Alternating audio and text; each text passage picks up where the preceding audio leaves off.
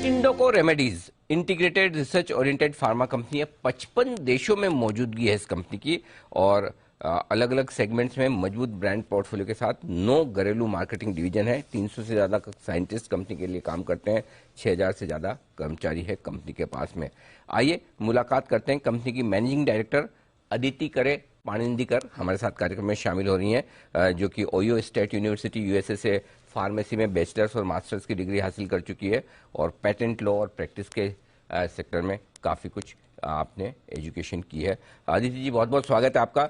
धन्यवाद ज़ेबेदिन्स के लिए समय देने के लिए। नतीजे के साथ आप शुरुआत करते हैं। पहले एक बार हमारे दर्शकों को जल्दी से नतीजे बता दूं कंपनी के जो कल आए हैं। आय 34% बढ़कर आई है, 409 करोड़ रुपए। कामकाजी मुनाफे में जबरदस्त उछाल देखने को मिला है, 47% की बड़ी बढ़त है, 55 करोड़ से बढ़कर 81 करोड़।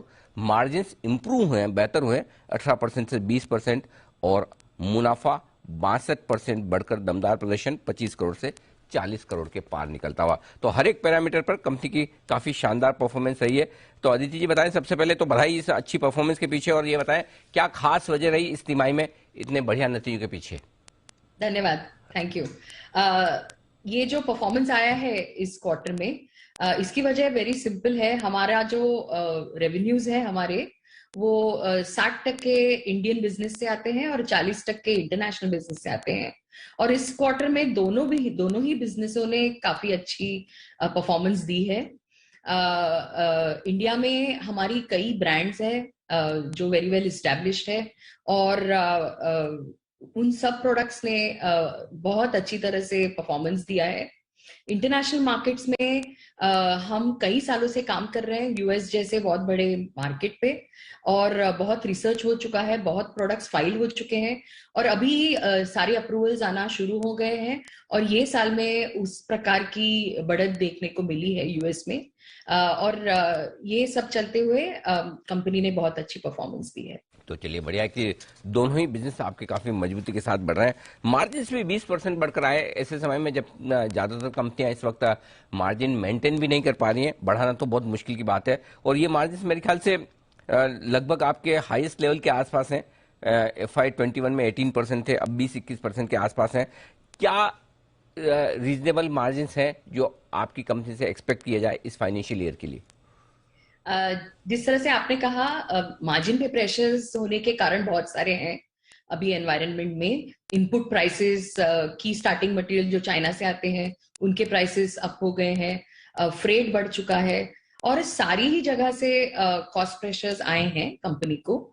लेकिन फिर भी ये जो मार्जिन मेंटेनेंस या इंप्रूवमेंट आपने देखा है, उसकी वजह है ऑपरेशनल एफिशिएंसी। बड़ी प्रकार से मैन्युफैक्चरिंग एरियाज में, प्रमोशनल एक्सपेंसेस में कंपनी ने एज परसेंटेज ऑफ सेल्स अच्छी तरह से एफिशिएंसी दिखाई है। और आपने पूछा कि क्या ये मेंटेन हो सकते हैं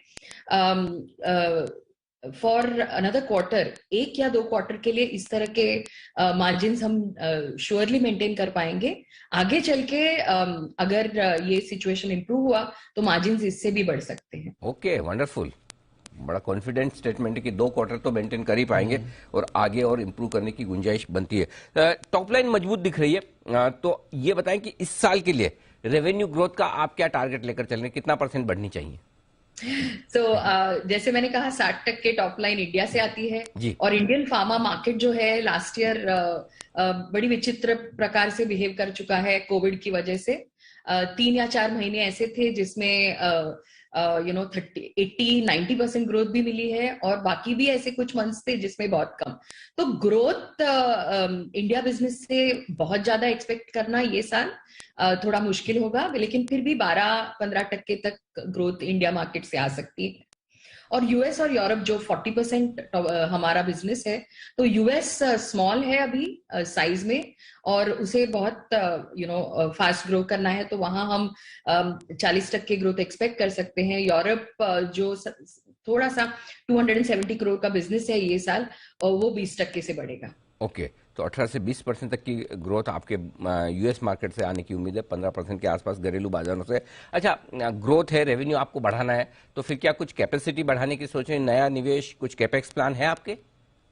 प्लान्स हैं लेकिन अगर कैपेसिटी की बात की जाए तो कंपनी, मैंने जैसे कहा, बहुत सालों से इन्वेस्टमेंट चालू है यूएस और यूरोप में प्रोडक्ट्स फाइल करने के लिए, और कैपेसिटीज हमारे पास हैं।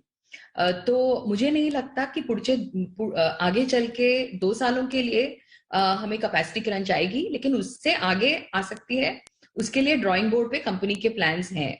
और स्पेसिफिकली जो स्टेराइल फॉर्मुलेशंस हैं, ऑफ्थैल्मिक्स, इंजेक्टेबल नीश प्रोडक्ट्स जिसको कहते हैं यूएस के लिए, वहां कैपेसिटी बढ़ानी पड़ेगी 2-3 सालों के बाद।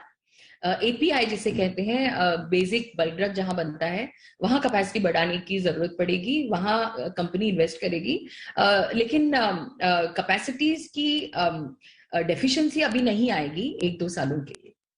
तो कैपेसिटी है अभी आपके लिए, रेवेन्यू ग्रोथ जो आप लाना चाहते हैं। अब कुछ नए प्रोडक्ट्स के बारे में बताएं, किस तरह की पाइपलाइन है, क्या लॉन्चेस आप देख रहे हैं। अभी हाल ही में अप्रैल के पहले हफ्ते में आपने एक अप्रूवल मिली है इंजेक्शन के लिए, लेकोसामाइड, अगर मैं सही प्रोनाउंस कर रहा हूँ तो। Cyclosamide, yes. हाँ, तो उसके बारे में बताएं, कैसा मार्केट है और आगे क्या प्लान्स है। हाँ, तो लैकोसामाइड के लिए हमें 2 अप्रूवल्स मिले यूएस में एएनडीए के लिए। लैकोसामाइड टैबलेट्स जो है उसकी मार्केट साइज बहुत बड़ी है, $1.6 बिलियन है वो मार्केट साइज, जिसमें हमने एंट्री की है। और पैटेंट जिस दिन एक्सपायर हुआ उस प्रोडक्ट का, उसी दिन हमें अप्रूवल मिला। और लैकोसामाइड इंजेक्शन जो छोटी है, साधारण अराउंड 50 मिलियन यूएस, वहां हमें we are the only generic approved yet and first generic. तो ये बहुत बड़ी बात होती है यूएस में। जब आप फर्स्ट जेनेरिक बनते हो तो आपका मार्जिन और मार्केट शेयर मिलने की एक्सपेक्टेशन ज्यादा होती है। उसके आगे हमें एसिटाइलसिस्टीन इंजेक्शन के लिए भी अप्रूवल मिला ये साल। ये यूएस मार्केट्स की इंट्रोडक्शंस के बारे में है। इंडिया बिजनेस में भी हमने बहुत स्पेसिफिक और नीश अच्छे प्रोडक्ट इंट्रोड्यूस किए हैं। जुबिट्राल ब्रांड नेम एक प्रोडक्ट है जिसने 2 महीनों में 1 करोड़ का सेल किया है आफ्टर लॉन्च। इट्राकोनाजोल मार्केट है, 860 करोड़ का मार्केट है, और हमारा जो प्रोडक्ट है वो डिफरेंशिएटेड है। तो मुझे बहुत उम्मीद है इन प्रोडक्ट से आगे चल के न्यू प्रोडक्ट्स की कंट्रीब्यूशन हमारे टॉप लाइन में ज्यादा होगी। तो ये आपके लिए प्रोडक्ट्स और एक्सपेंशन प्लान्स कंपनी के लिहाज से आगे ग्रोथ के लिए। Strong margin outlook, strong growth outlook company की तरफ से आता दिख रहा है। अदिति जी, धन्यवाद आपका समय देने के लिए, और आने वाले पूरे फाइनेंशियल ईयर के लिए भी आपको बहुत बहुत शुभकामनाएं। यही दमदार परफॉर्मेंस कंपनी की आगे भी बनी रहे, ऐसी हमारी उम्मीद है। Thank you so much. Thank you, धन्यवाद जी। तो ये है इंडोको रेमेडीज की टॉप मैनेजमेंट से हमने की चर्चा नतीजों पर और आगे के आउटलुक।